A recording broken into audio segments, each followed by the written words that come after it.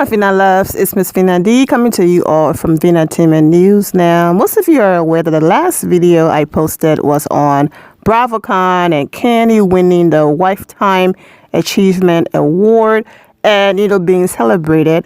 But then Nene Leakes fans got upset, and the comments that I read in that video were a lot of negative comments from Nene Leakes fans dragging Candy, saying that she did not deserve the award and all of that. So for those of you who missed that video, I have linked it in the description below. They also mentioned Kenya Moore and saying that she deserves to be back on the Real Housewives of Atlanta. Well, former Real Housewives of Atlanta producer Carlos King talked about BravoCon and seeing all of these ladies being celebrated. He decided to talk about Kenya Moore and Nene Leakes' legacy, their impact, and if they would ever get a moment to be celebrated like this again, because they gave so much to the Real Housewives of Atlanta. Well, Claudia Jordan had a lot to say about Nene Leakes, so I'm going to do a two-part. I'm going to just focus on the Nene Leakes conversation right now, and then I'll come back with what she had to say about Kenya Moore. So let's get into what Claudia Jordan had to say about Nene Leakes' legacy, her impact, and what she did to contribute to her own demise. Let's get into it. I want to talk about. Let's do this. I was looking at the BravoCon clips, and I want to get y'all thoughts because obviously I know y'all keep it a buck. I could not help but think of Nene Leakes. Yeah. And when I say that, I'm being very honest, and I talked about this on my podcast over the weekend. I put myself in Nene's shoes, and I was wondering, how does she feel when she watches these clips of these women being celebrated and being heralded? And Claudia, who obviously I will always consider to be an iconic force on the show, Claudia getting mobbed after being on the show one season. I wondered, wow, if Nene was there, and you see the franchise grow. And I thought about Kenya, and I thought about those two women particularly, because I'm like, I just felt sad. And this is me. I haven't spoken to the two of them, so trust me, this is only coming from me. I thought about Nene and Kenya a lot. Two women who I felt brick by brick built that show. Mm-hmm. And were synonymous with the success of it. And, Vicky Govelson got asked back for season 20 of OC, and congratulations to her as well. But, if I'm being completely honest, I thought about Nene, and I thought about, her attitude during season 11 and 12. Well, let's talk about it. Let's have a real conversation. I just thought about, I didn't think about that, but I did think about the fact that, look, everybody has done something or said something that they would want to take back. And I'm not here to speak on that, on people's intentions. I will go on the record saying I have not spoken to anybody about this. Mm-hmm. Neither do I want to, because it's not my business. Mm-hmm. I really tell you about how I feel about when people come for me. So I'm definitely not going to step in anyone else's shit. But I just felt that because I sometimes look as a viewer. And as a viewer, and I don't know. I really thought about her. And I thought about Kenya. And I thought about, their legacy and what will make of their legacy. So do you feel like the legacy of Nene and Kenya will be erased? That's all I got to say. I'll say this about Nene. She went down that path that a lot of people who are getting new money and new fame go through. And you have to be careful with keeping that ego in check, because the entire demise of her career is all self-imposed. It is not from an outside source. It's all from the call coming from inside the house. And I recognize that people are going to say this is a personal thing. I don't even give a damn what y'all say about that. I'm speaking as someone who is highly qualified to speak on this, as someone who's been in the game for 30 years. I've been famous before all these housewives except Candy, okay? So let's be very clear. My resume goes back to 1997, 98. So with that being said, that we're clear on that. This is not hate in any shape or form. But when you get on a show and you have overnight success, it does something to certain people's brains if you're not prepared. One thing about people who have struggles, and this is why a Candy Burris, a Kenya Moore, a lot of other women that have like kind of grinded it out for years, they understand that they're not owed this. They have earned it. They have climbed up a ladder, been knocked down, had to figure it out and get back up there. It didn't just happen overnight. When something happens to you overnight and you blow up overnight, if you are not grounded and prepared and don't have the right people around you, your ego will tell you, fuck you. I'm that bitch. I'm rich. I'm that. And you start looking down at people. Whereas someone like the rest of us that have like grinded out for years, we understand that the Lord giveth and the Lord taketh away. And when you come on that, when you go downhill, you better keep your ass in check and your ego because you're going to be wanting another job again. So when you go on your upward trajectory and you shit on people on the way up and you start looking down your noses at people, the very people that like loved you and loved your how humble you are and how down to earth, they don't like this new situation they're seeing. Like, upgrade your bags and your teeth and your body and your house and your cars. Hell yeah, and I'm going to celebrate you when you do that. But don't be getting shitty with people. Don't then assault cameramen. Don't refuse to go on cast trips when you don't like the person that's head of that cast trip.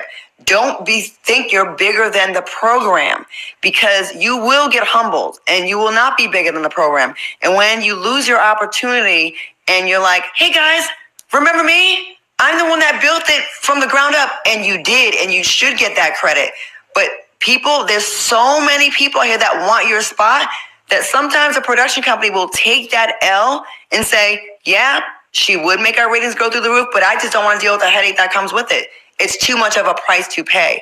Nene Leakes, I don't think that it's the end of the road for you because you are so charismatic and you still have, I bet you if I got mobbed at that convention, girl, you would have been mobbed like time and okay? Yes. You would have. But you have to be, you got to show some kind of humility. And this is not me telling a black woman to make herself smaller, but you can't shit on the companies and the people that helped you along the way. You can hold people accountable that did you dirty, but like it's the attitude. And I've witnessed it for myself. So I'm speaking from someone that knows what they're talking about. And that's, I think, where the problem is. We haven't, like, maybe there's a one-on-one interview with someone, again, maybe Carlos, it's you again, where you're like, listen, people have wronged me, and she has every right to say that, but I have to still recognize the errors of what I did, how I contributed to it. Hey, maybe I wasn't the easiest person to deal with. Maybe I gave production a hard time. And if I could do it again, I probably wouldn't do that.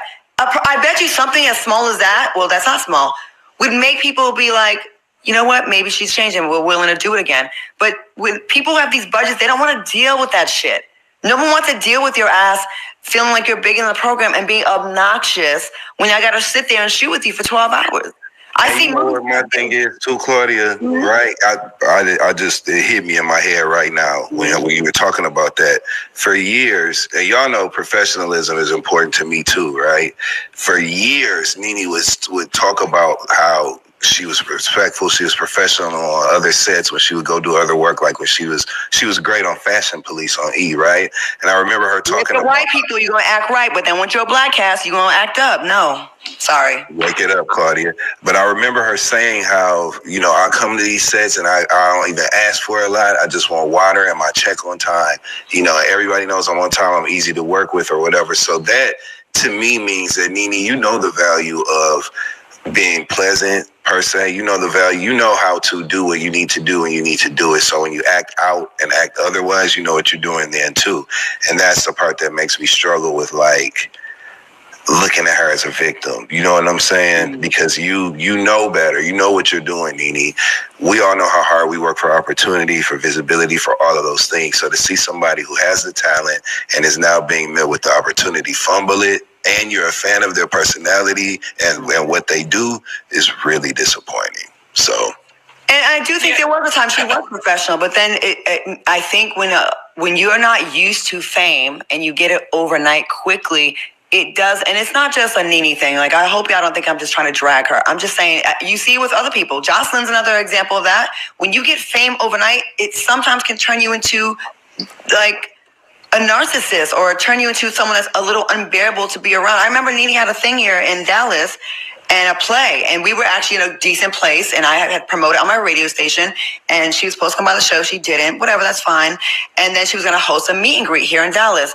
Well, people paid extra money to be there for that. She got mad with something with the play and didn't want to come out of her dressing room, and then she was leaving after the play and didn't give these people the meet and greet. They begged me to go in there, and I had to explain for her and cover for her. And this is when we weren't like this. I was like, listen, she wasn't feeling well. Whatever I said to cover for her. But when you do little things like that, you may think it's just a play. It's just a little black movie, or it's just a little low budget production. But producers talk amongst themselves. And you, Nene, you came into the business and blew it up. Mm-hmm. It would be a tragedy for you to not get back on something on that level again, because you do have so much charisma. You're funny. And, you know, like, all personal shit aside, you're funny and you deserve to be on something. But you've got to humble yourself, and you've got to get that spirit out of you where you look down on people, and people are not beneath you because you're famous. They're not. And Nene knows how to take a note, too. She knows how to listen to all this and take the note, because when she met Marlo in season 4, Nene started dressing better. Mm-hmm. So you can take a note from somebody. You know how to take a note, Nene. I mean, look how amazing her hair has been ever since season 7 of Housewives. Her hair has been fucking flawless ever since that George Washington wig read happened. So I'd like to say I contribute to that. Sorry, Carlos. I know we make it a little difficult right now. Oh, fine. Listen. He's like, shut up. No, you guys, listen. Shut up. Nene did see this, and she simply responded with some laughing face emojis. As someone who's talked about this extensively, you already know my opinion. I'm not dismissing what the network also did to her, but everything Claudia said is on point. If you are new here and you missed my commentary on everything Nene versus Bravo, go to the Our Issue A playlist to watch those videos. But a few comments. True. Nene started to think she was bigger than the show and network, and she became intolerable to watch. Claudia is right. Claudia is 100% right. Claudia is right. You can't, this person meant, do people dirty, be difficult, want to sue them, and think that everything is going to work out. Y'all need to be real with yourselves. It's been a long time, and anything is possible, so I wouldn't be surprised if, Nene comes back and all of that. I will be back with a part 2. Thanksgiving is tomorrow, and I am going to get off this thing to go and spend time with my family. But right now it's a calm before the fun festivities and eating, okay? So happy Thanksgiving to all of you. Be safe and God bless. Thank you all for your love and support. If you're not subscribed to the channel, go ahead and subscribe to the channel. Go ahead and leave this video a thumbs up. Also turn on notifications so when I do post, you're aware that I posted. And I will see you all in the comment section. Remember to always have the God bless attitude, which is being positive at all times and seeing the good in every situation. Have a great day, guys. God bless.